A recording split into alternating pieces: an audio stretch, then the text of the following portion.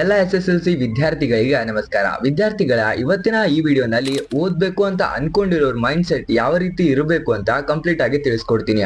ಇನ್ನ positive way ನಾವು ಯಾವ ರೀತಿ ಪ್ರಿಪೇರ್ ಆದ್ರೆ ನಾವು ಅನ್ಕೊಂಡಿರೋದು ಸಾಧ್ಯ, ಯಾವ ರೀತಿ ನಾವು ರಿಸಲ್ಟ್ ಮಾಡಬೇಕು, ಇದೆಲ್ಲದರ ಬಗ್ಗೆ ನಿಮಗೆ ಇವತ್ತಿನ ಈ ವಿಡಿಯೋನಲ್ಲಿ ಸಂಪೂರ್ಣವಾಗಿ ತಿಳಿಸಿಕೊಡಲಿದ್ದೇನೆ. ಅದಕ್ಕೋಸ್ಕರ ವಿಡಿಯೋನ ಕೊನೆವರೆಗೂ ನೋಡಲೇಬೇಕು.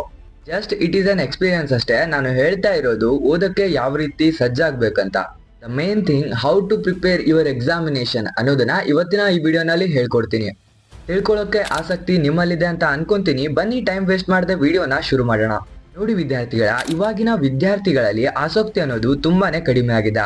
ಯಾವ ತರ ಹೆಚ್ಚಿಸಿಕೊಂಡು ಓದಿನ ಕಡೆ ಫೋಕಸ್ ಮಾಡೋದು ಅಂತ ಇವತ್ತಿನ ಈ ವಿಡಿಯೋನಲ್ಲಿ ತಿಳ್ಕೊಳ್ಳೋಣ.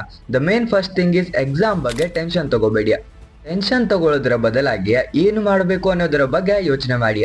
ಅಂದ್ರೆ ಇನ್ನು ಸಿಂಪಲ್ ಆಗಿ ಹೇಳ್ತೀನಿ, ಎಲ್ಲದರ ಬಗ್ಗೆ ಬಿಟ್ಬಿಟ್ಟು ನಿಮ್ಮ ಸ್ಟಡಿ ಕಡೆ ಫೋಕಸ್ ಮಾಡಿ.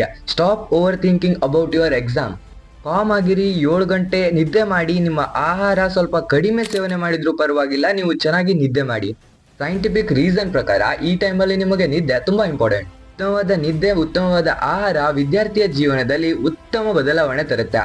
ಇಟ್ ಮೀನ್ಸ್ ಎಲ್ಲವನ್ನ ಪಕ್ಕಕ್ಕಿಟ್ಟು ಸ್ಟಡಿ ಕಡೆ ಗಮನ ಹರಿಸಿ. ವಿದ್ಯಾರ್ಥಿಗಳ, ಈ ವಿಡಿಯೋ ನಿಮಗೆ ಒಂದು ಸ್ವಲ್ಪನಾದ್ರೂ ಹೆಲ್ಪ್ ಆಗಿದೆ ಅಂತ ಅನ್ಕೊಂತೀನಿ. ಹೆಲ್ಪ್ ಆಗಿದ್ರೆ ತಪ್ಪದೆ ಒಂದು ಲೈಕ್ ಹಾಕಿ ಮತ್ತು ಸಬ್ಸ್ಕ್ರೈಬ್ ಮಾಡಿ, ಕಮೆಂಟ್ ಹಾಕಿ. ಯಾಕಂದ್ರೆ ನಮಗೂ ಕೂಡ ಹೆಚ್ಚಿನ ವಿಡಿಯೋಗಳನ್ನ ಮಾಡೋದಕ್ಕೆ ಪ್ರೋತ್ಸಾಹ ಸಿಗುತ್ತೆ.